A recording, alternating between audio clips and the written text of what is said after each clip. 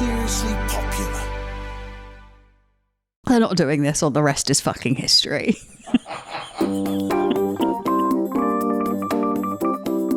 Welcome to The Life of You, where we dig into your dilemmas and help you find solutions for life's toughest challenges. I'm joined by the fabulous Dawn O'Porter. She's here to give some solutions to some of your most pressing problems. Today, Sarah's patience has left the chat on WhatsApp.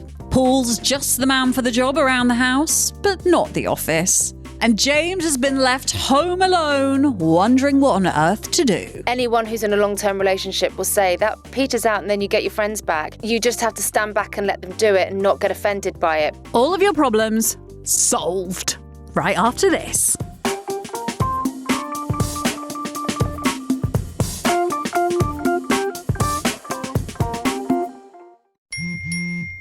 What is...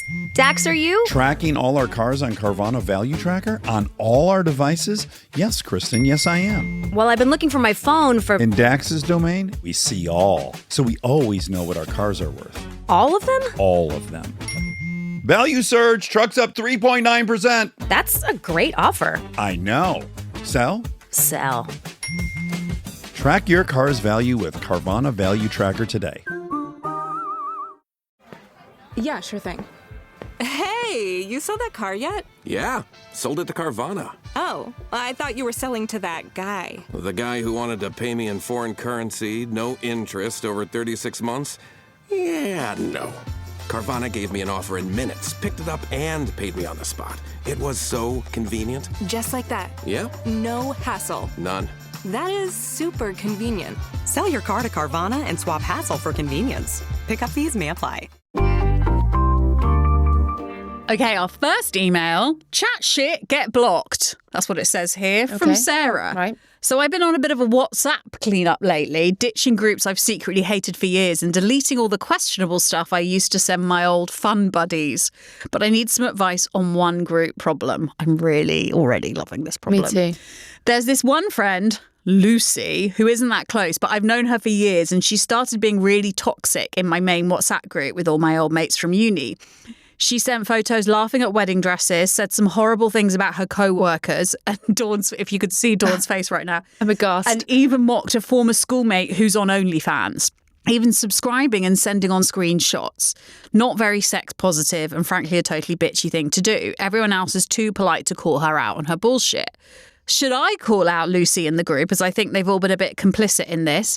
Should I message her directly, which is polite, but a bit of a cowardly move, or just kick her out since I'm the admin? But that does seem a bit aggressive. What would you do, Dawn? I would probably say, if that was doing my head in, I had a similar thing on a WhatsApp group that I was on where I got invited into it and I was like, this is fun, this is great. And I was like, oh, we're just bitching about people. And I just wrote, I don't really want to bitch about people, if that's okay. Can we keep it nice? Really? Yeah. Well, this sounds like a sort of like secret. It was fun. It was with a really nice group of people. I don't really think they'd even quite realise what they were doing. And they were you just kind of got into this kind of natural rhythm of just talking about other people, which I just didn't want to do. No. And so I just said it. I really don't want to bitch about people. Can we not? And that just kind of ended it.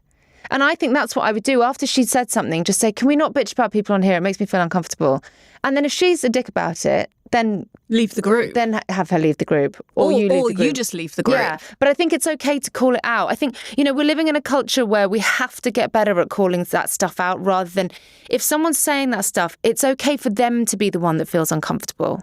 It's really hard to do, and I'm terrible at this. I'm really, really bad at confrontation. Now, that was on WhatsApp. If that was a room of people who were bitching about people, I would have gone, and just left because I'm terrible at it. But on text, I'm a much stronger woman. And I would just say that.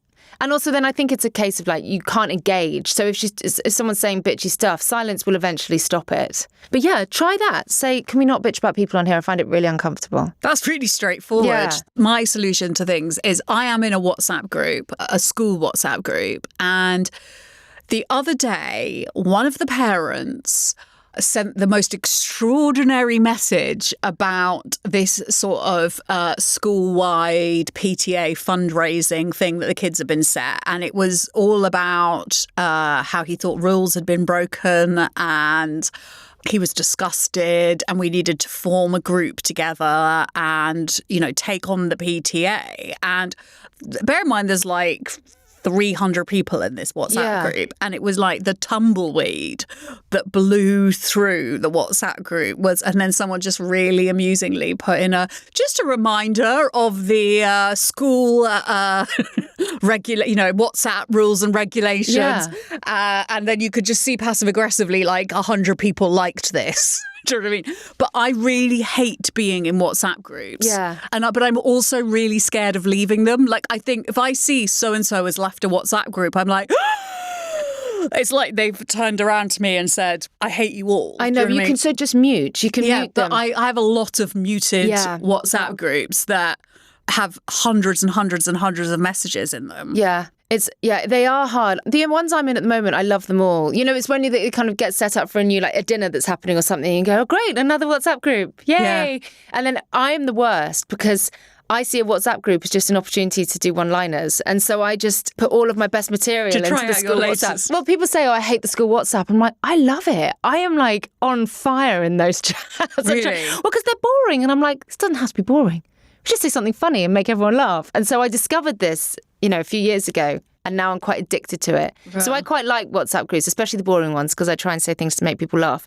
But you can always just mute, you can always leave. But I do definitely think call out bitchiness, because it's so boring. It's so boring to have to be a part of it. And just think, my name's in this, and I've seen it, and I don't want to be a part of it. Yeah, so that's true. You sort of become almost liable for it, I think. Just say, can we not do that? Yeah, very sensible, Dawn. Email number 2. This one is from someone called Paul, who works from home. Well, I'm supposed to be working, he says, but I've just moved into a new house, and every time I sit down at my laptop, I notice another DIY job that needs doing. Once I notice it, it's like I can't relax until it's done. If I keep putting off my actual work, I'm going to get sacked. Since you're both writers, and I've heard writers are top-tier procrastinators, how do you stop yourself from avoiding work and finally getting things done? I've just got myself an office. Have you? Yeah, I've got an office, and I've been professionally writing for 20 years, and I've gone in and out of like co-working spaces because that's really cost effective. It doesn't have to cost a lot of money, but other people drive me insane. Someone so much as sniffs near me and I'm like, I'll never get this book written. So that drove me nuts. And then when we moved back to London and I realised, I'm a full-time writer now, that's my job, I deserve a place to go and do this. There's so many other industries where you just have an office. Yeah. And for some reason, when you're self-employed and you're a writer, you think, well, no, I don't deserve an office or don't need one.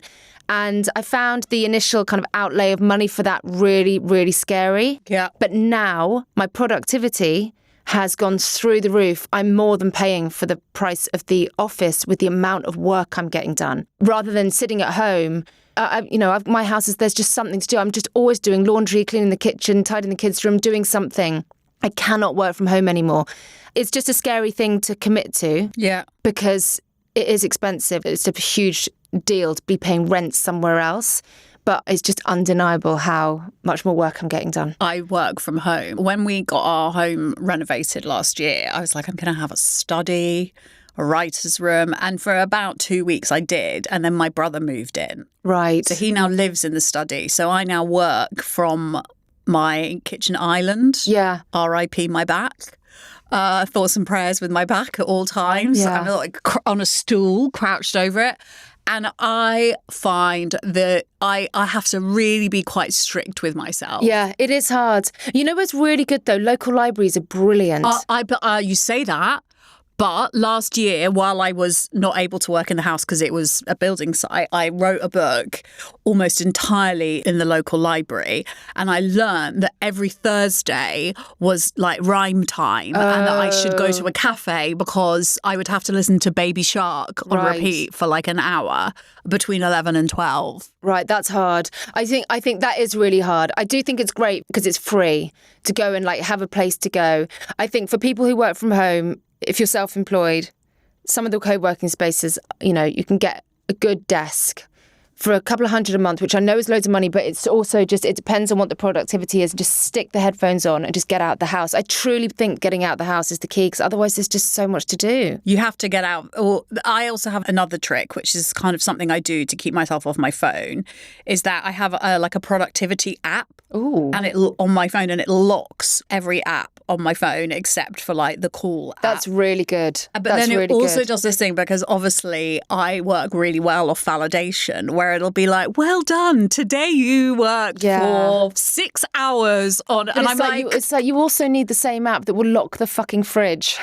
yeah, but I don't mind that. I don't mind that. I also do, and I think it's okay. Like I do get up and walk around and talk to myself quite a lot, and I find that that's quite helpful. I also think, Paul, that I beat myself up a lot for procrastinating, but I also now trust that, like in terms of writing books, like 90% of the book writing happens actually before I've ever sat down and written a word. It's so true. It's like the planning, it's the going, ooh, and it is the procrastinating, and it's going, oh, I'm going to put that there, or, you know, and like I've just accepted I'm a bit of a procrastinator. And, you know, when I do that, I accept, okay, well, like I'm not, if I have a deadline, I'm not going to be the kind of person who gets it done 5 weeks before the deadline. No. Like I have to 5 days after the deadline at all times. Yeah. The apps that block you out of the internet are really good. Sometimes the most productive day that you'll have when you work from home is after like a good walk in the morning and not actually waking up and going straight to your desk. Always get up, go out, start the day with 5K. And I get up, get dressed, do full glam. Do you? And then go to my office and sit on my own all day in a stonking outfit with loads of eye makeup on. Of course you do. Yeah. I love that. So put your eye makeup on, Paul. Put your eye makeup on, Paul.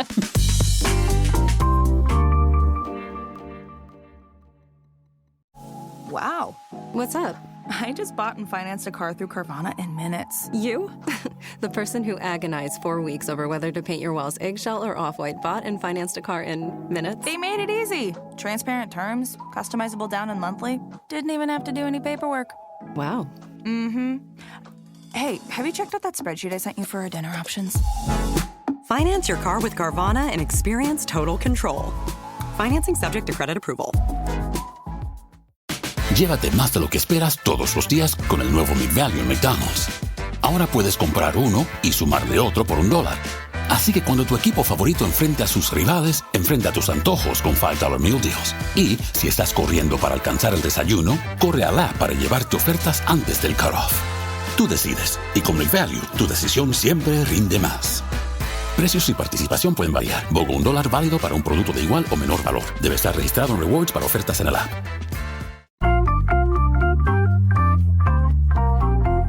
Right, final question. This is from someone called James. I've been living with my best mate for 5.5 years, though I hate saying best mate because it makes me sound 11.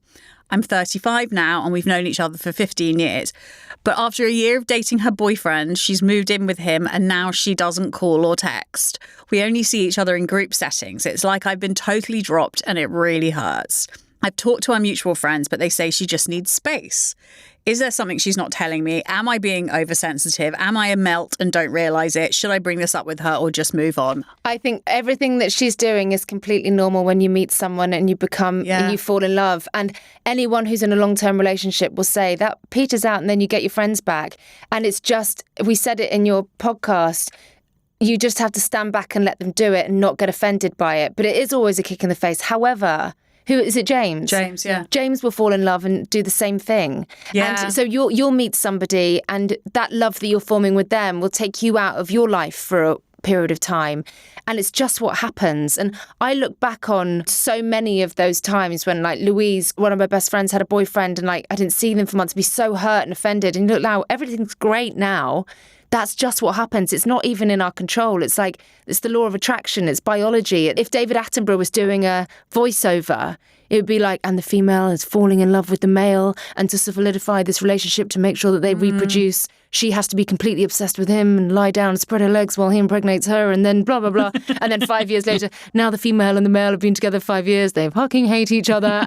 And James answers his phone, still there, ready to be a great friend. It's a kind of fine line, isn't there, to always be there for us, even when they've got their own lives going on, you know? And sometimes we just can't be there for people. No. And I think if they're continuously, like if for, you know, the next 10 years you don't hear from her, maybe, you know, like just question why you would want to hear from her. You know, like I also think it's about looking at what is this triggering in you? But also just bear in mind that she's really happy and she's met someone. That doesn't make her love you any less. Yeah. And if you start getting weird and jealous, just imagine the conversations she's having with people. James has just been really weird with me since I met Steve. Yeah. I've fallen in love with someone. Why can't he just be happy I've moved for me? in with them. This is a massive time in my life. Like, we're not quite the same as we were back then because I've met somebody else. And James is being really weird, and that could ruin your friendship forever. I also don't want to I don't know whether James is gay or not, but and I don't want to do this to sexualize every friendship between a man and a woman, because it's perfectly possible to have a friend, be friends with members of the opposite sex without having sex with them. But it also, if you are straight, James, it might look a bit like you're jelly. Yeah, one of my best mates was a guy. And then when he met his wife, who's a great friend of mine, I had to step back. I didn't want to, and I found that there was definitely a transition period there. But I was like, my friendship with him, we were completely platonic always, literally like brother and sister. But there was no space for that friendship in that relationship. And I had to be a grown-up about that and realise. And now, literally, best friends with her, with him. So it's all okay in the end. You've got to let people fall in love. Let people find their life partner. Let them do that bit. Friendship doesn't end. Friendship never ends. And everything's going to be fine. Quickly, what I want to end on is you brought this on yourself now. Many people might not know is that Dawn is an excellent singer. And in particular, she has this really good party trick, which is singing the bit of the Schuyler sisters. I'm clearing my throat. In Hamilton, where we were on one of our accidental holiday, and I hope there will be more, Dawn. I hope there will be more. You just suddenly burst into song, and I was like, what the fuck? Can I do it now so it might get signed? Yes. I might get signed to take a photo. It's going to be terrible now I've done this. So okay. you need to... It's just the three girls' names, that's it. Yeah. Angelica, Eliza, and Peggy. If you know, you know. And on that note, everyone head and listen to Hamilton. Peggy! Peggy! Thank you, Dawn! You're welcome. Oh, guys, what a journey we're on. Episode 16 done and dusted. This week, I'll be asking you to subscribe and rate the show in the style of screaming it down a well.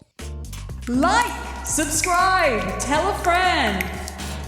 They're not doing this on The Rest is Fucking History. My weekly recommendation is one based on the appalling state of my skin this week. It's gone adolescent, frankly. I've got those. I can't believe I've got to 44 and I've only just discovered what these things are, really. Pimple stickers by a brand called Starface, and they are shaped like stars, and you shove them over your spot. Get on with your day. I actually saw someone in a coffee shop the other day with a bright green star on their face, and I thought, what's going on here? And now I know what was going on there. She was trying to get rid of her spots, and they're bloody amazing. Starface Zit stickers. Next week, I'll be joined by Abby Feltham, who has an amazing story of recovery from alcohol addiction and coming to terms with a terminal cancer diagnosis. I'll see you on Monday.